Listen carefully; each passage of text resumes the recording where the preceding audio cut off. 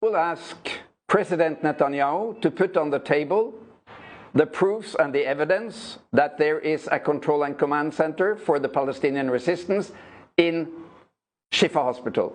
We have heard these claims since 2009. We have twice been threatened to leave Shifa Hospital in 2009 and 2014 because the Israelis were going to bomb it because it was a command center. Now, I have been working in Shifa for 16 years on and off, in very hectic periods. I've been able to walk freely around. I take lots of pictures, I video film. I've been sleeping in the hospital during bombardment. I've been all over. I've never been restricted, controlled. Nobody has ever controlled my picture and documentation material. So, well, if there is a command center, show us. You have pictures and X-ray films of all Gaza, all the tunnels, everything. So why is it that these 16 years of threats that Shifa is a command center has not been given any evidence at all that it de facto is? Now, if it was a military command center, I would not work there because I obey to the Geneva Convention, number one. Number two, if the Israelis claim that this is a mixed military-civilian target, because obviously it is civilian, with tens of thousands of people gathering there and 2,000 patients being treated.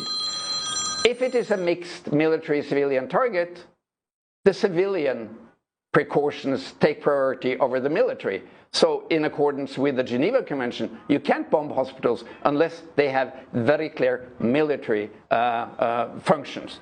So to me, this is all part of this immense intimidation of the Palestinian people in Gaza. They are threatened with leaflets from the planes and the helicopters. They are threatened by phone calls. They're threatened by, you know, if you stay in northern Gaza now, we define you as a terrorist.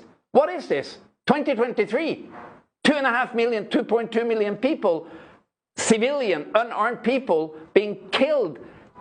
A child killed every 10 minutes. So far today, the number of killed Palestinian children is 3,324, and there are missing 2,062 Palestinian children in Gaza. That's 5,300 Palestinian children killed in 3 weeks. And I asked President Biden, what kind of president are you?